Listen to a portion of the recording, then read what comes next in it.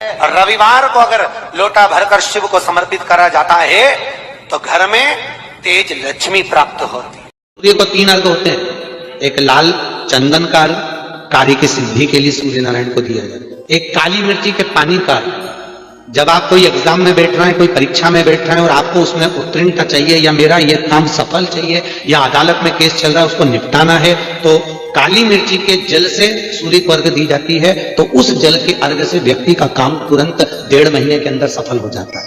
काली मिर्ची के अर्घ का इतना प्रमाण।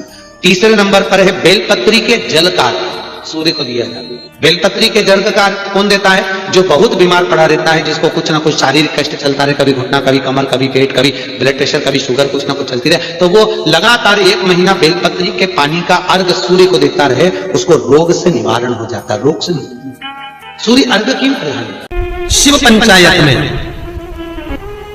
गुड़, चावल, लाल फूल और लाल मिर्ची के 11 दाने पानी के कलश में तांबे के लोटे में लेकर हाथ को ऊंचा कर नेत्र, नासिका, वक्षस्थल के सम्मुख में जो सूर्य नारायण को अर्घ देता है, जल चढ़ाता है, और जो सूर्य को अर्घ रविवार के दिन दे देता है, अगले रविवार तक पैसे की आवक आना प्रारंभ हो जाती है। जो आज तक फोन नहीं उठाता वो फोन।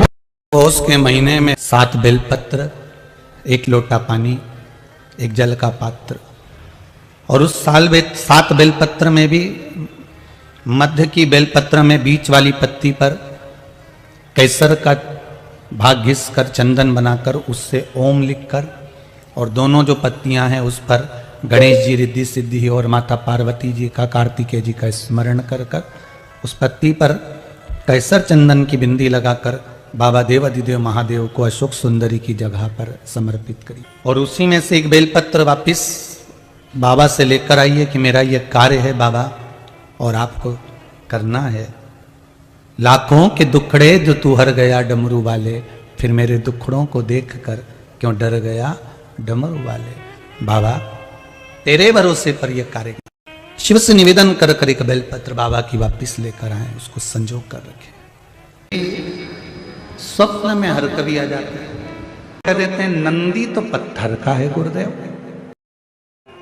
ये हम ही लोग तो विचार कर कर लोगों को सीख देते हैं कि नंदी पत्थर का है। ना ना ना ना, शिव जी के मंदिर में जो नंदी मंदिर के बाहर बैठा हुआ है, तुम्हारी भूल है जो तुम उसे पत्थर का मान रहे हो। उस नंदी के पास बैठकर कितना भी बड़ा दुख हो, थोड़ी देर उसके पास बैठकर अपने दुख को कहना प्रारंभ करना। 15 दिन इंतजार करना, 16वें दिन तुम्हारा दुख कटना प्रारंभ हो जाएगा।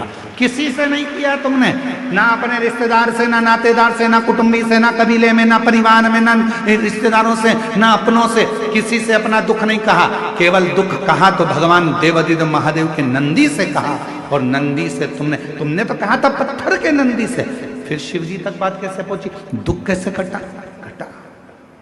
शिव जी स्वप्न में हर कभी आ जाते। तो भगवान शंकर का स्वप्न आना अच्छा होता है कि बुरा होता है? पहले तो स्मरण करें शिव जी का पूरा स्वरूप, जटाधारी, त्रिपुंडधारी, त्रिशूलधारी, त्रिनेत्रधारी, भस्मधारी, नग्नवेशधारी, नंदी, वृषभ, पार्वती, गणेश, कार्तिकेय, अशोक सुंदरी, पूरे परिवार के साथ अगर शंकर जी का पूरा परिवार आपको स्वप्न में दिख रहा है तो ये मानकर चलना कि तुम्हारे यहाँ कोई शुभ कार्य होने वाला है।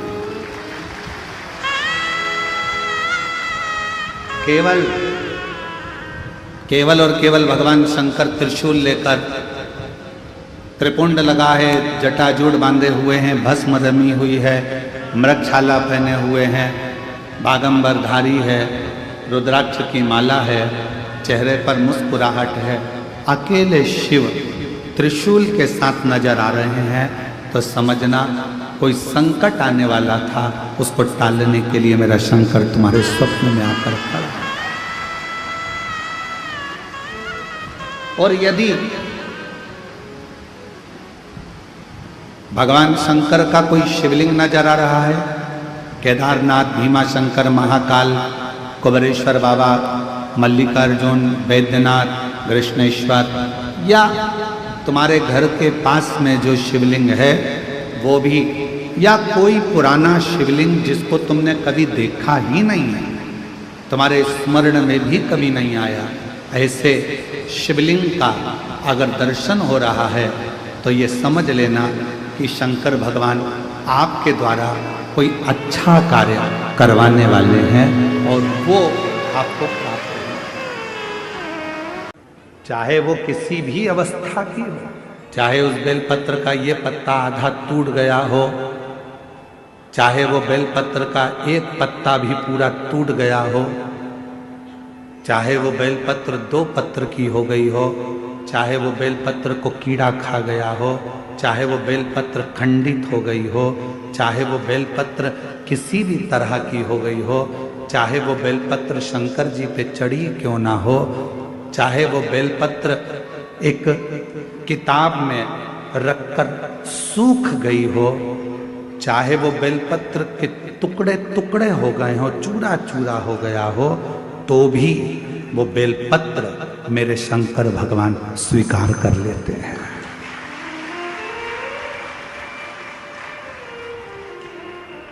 तो भी मेरे शिव स्वीकार कर लेते हैं।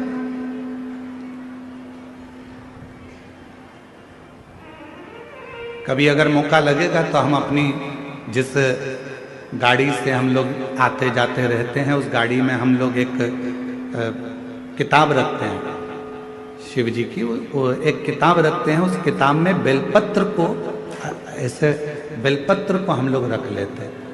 क्यों रखी रहेगी? हमारे पास में कहीं सफर में, कहीं एकांत में एकांतेश्वर महादेव मिल गए, किसी ओटले पर, चबूतरे पर शंकर का शिवलिंग मिल गया, पानी तो गाड़ी में रहता ही है, चढ़ाया, अपनी पुस्तक में से बेलपत्र निकाली, बाबा को चढ़ा दी और चढ़ाकर वापिस उठाकर हम रख लेते हैं।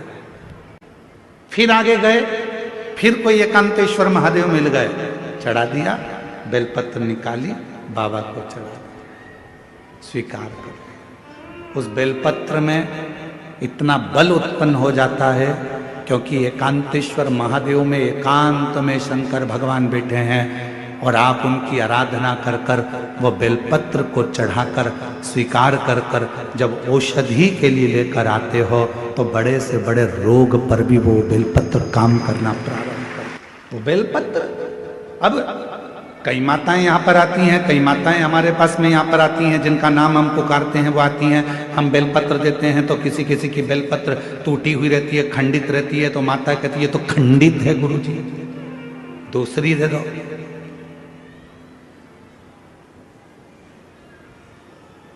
दूसरी दे दो। अब हम आपसे एक बात पूछें, जरा उत्तर दोगे क्या? तुम्हारे को बीपी है, ब्लड प्रेशर है और तुम्हें डॉक्टर ने गोली दी है, ठीक है, समझना जरा बहुत अच्छे से, बीपी है, ब्लड प्रेशर है, एक गोली डॉक्टर ने दी है कि रोज खाना, और तुम्हारा पोता, तुम्हारा नाती उस गोली को तोड़ दिया, गोली के 2 टुकड़े कर दिए उस नाती ने। अब वो गोली 2 टुकड़े हो गए, 3 टुकड़े हो गए, तो क्या तुम वो गोली खाओगे तो असर नहीं करेगी क्या? बोलो तो जम के, करेगा ना? गोली तो असर करेगी, भले उसके 3 टुकड़े हो गए, 4 टुकड़े हो गए, 5 टुकड़े हो गए। जैसे बीपी की गोली के 10 टुकड़े भी हो जाएं तो भी अगर ब्लड प्रेशर गड़बड़ हो रहा है तो तुरंत मुंह में गोली रखी जाती है, ब्लड प्रेशर कंट्रोल में आ जाता है।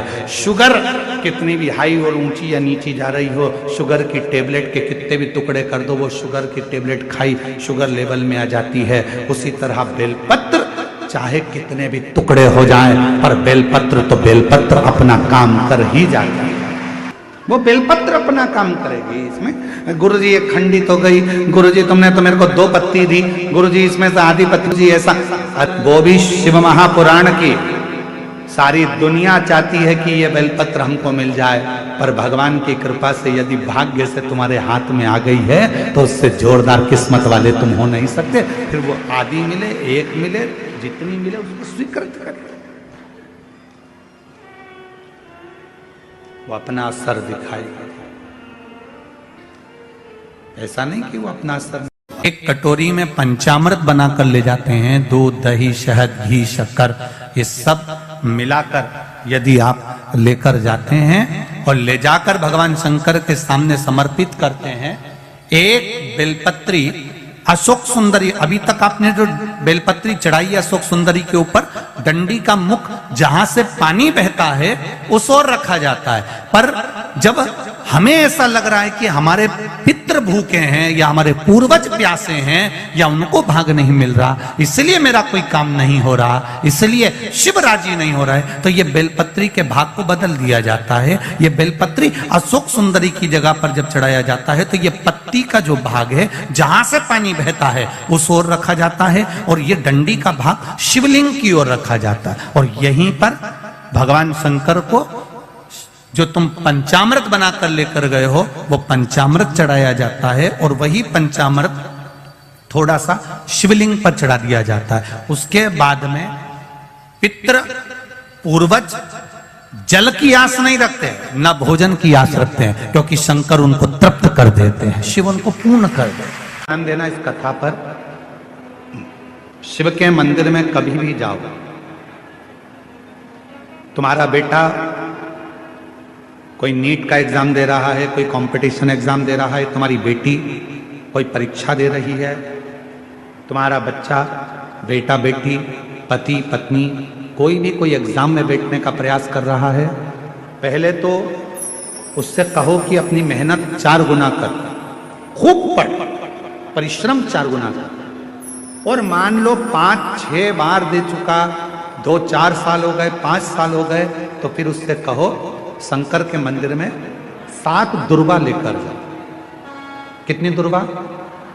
यहां क्या बोलते हैं झारखंड में? दुर्वा कि दूब बोलते हैं? दुर्वा। 7 दुर्वा शिव के मंदिर में लेकर गए। जब जल का पात्र साथ में, 7 दुर्वा को नीचे की ओर रखो हथेली पर, जल का पात्र हाथ में लेकर भगवान देवाधिदेव महादेव को जल समर्पित करो। 7 दुर्वा में से 6 दुर्वा षडानंद कार्तिकेय जी को समर्पित कर दो, 1 दुर्वा भगवान शंकर के शिवलिंग पर चढ़ा दो। अपने हाथ की 3 उंगलियां शिवलिंग का स्पर्श करो और अपनी कामना कहकर, बाबा बहुत एग्जाम दे चुका हूं, बेटा बेटी ने बहुत परीक्षा दी है, हो नहीं रहा बाबा, अब आपके भरोसे है। बाबा को विनय करो, शिव जी पे चढ़ी दुर्वा वापिस लेकर आओ। जिस बच्चा जब एग्जाम के लिए जाए, परीक्षा देने के लिए जाए, उस दिन वो दुर्वा को अपने मस्तक पर प्रणाम कर कर, नमन कर कर, षडानंद कार्तिकेय का स्मरण कर कर फिर एग्जाम के लिए जाए। पढ़ाई अच्छी करना, दिल से करना, मेहनत ज्यादा करना, और एक बार ये प्रयोग कर कर देखना, मेरा षडानंद कार्तिकेय सफलता जरूर प्रदान करेगा। 6 मुख से षडानंद कार्तिकेय जी का जो वर्णन हमारे शिव महापुराण में किया गया है, स्कंद पुराण में किया गया है, षडानंद कार्तिकेय जी फल शीघ्र प्रदान करते हैं, शीघ्र। किसी को हल्के में मत लेना, किसी को कमजोर मत समझना। कब किससे कहां पाला पड़ सकता है कोई मालूम नहीं है। लोग समझते हैं गरीब है, लोग समझते हैं ऐसा है, अनपढ़ है, बेकार है, गरीब है, लोग उसको धुतकारते हैं, हटाते हैं, पूछते नहीं है, समझते नहीं है। तुम क्या सोच के बैठे हो कि जिंदगी में वो हमेशा गरीब ही रहेगा? शिव पुराण की कथा कहती है, अगर मेरे बाबा देवाधिदेव महादेव के भजन में वो लग गया, भले गरीब है, तुमने नहीं पूछा, सम्मान नहीं दिया, आदर नहीं किया, सत्कार नहीं किया, उसको कुछ भी नहीं किया तुम लोगों ने, और वो गरीब था, गरीब था, गरीब था, और एक दिन वो शिव पुराण की कथा में पहुंच गया और उसने अपने मंदिर में 1 लोटा जल चढ़ाना प्रारंभ कर दिया, और एक दिन मेरे महादेव ने उसका हाथ पकड़कर उसे उन्नति की सीढ़ी पर चढ़ा दिया, तो एक दिन तुमको भी उसके हाथ जोड़ना पड़। कोई कह रहा था, गुरुजी क्या हम गिलास से शंकर जी को जल चढ़ा सकते हैं मंदिर में जाकर? क्या हम गिलास से शिव जी को जल चढ़ा सकते हैं? हमने मना करा, हमने कहा ना ना ना ना, ये गिलास से जल नहीं, लोटे से जल चढ़ता है। गिलास का जल और लोटे के जल में क्या अंतर है, किसी डॉक्टर के पास जाकर पूछिएगा। गिलास के जल में और लोटे के जल में क्या अंतर है, किसी विद्वान से जाकर पूछिएगा। गिलास के जल में और लोटे के जल में क्या अंतर है, किसी आयुर्वेद से जाकर पूछिएगा। गिलास के जल में और लोटे के जल में क्या अंतर है, किसी होम्योपैथिक वाले से जाकर पूछिएगा कि गिलास के जल से बीमारी बढ़ती है और लोटे का जल जब बिंदु को केंद्रित करता है, जब हम भगवान शंकर को चढ़ाते हैं तो एक केंद्र बिंदु बनता है, उस केंद्र बिंदु का जल जब हम आचमन करते हैं तो वो रोग को मुक्त करता है। दुनिया के लोग कहते हैं सियोर वाले महाराज ने कह दिया तांबे के लोटे में जल लो, शिव जी को चढ़ाओ, उसका क्या प्रभाव पड़ेगा। हम कहते हैं उससे बिंदु, आज का विज्ञान, आप जाकर सब कुछ हमारे विज्ञान से जुड़ा हुआ है। जितना भी शिव की आराधना है, एक बेलपत्री भी चढ़ा रहे हो तो विज्ञान से जुड़ी हुई। शिव जी को जल चढ़ा रहे हो वो हमारे विज्ञान से जुड़ा हुआ, हमारे साइंस से जुड़ा हुआ।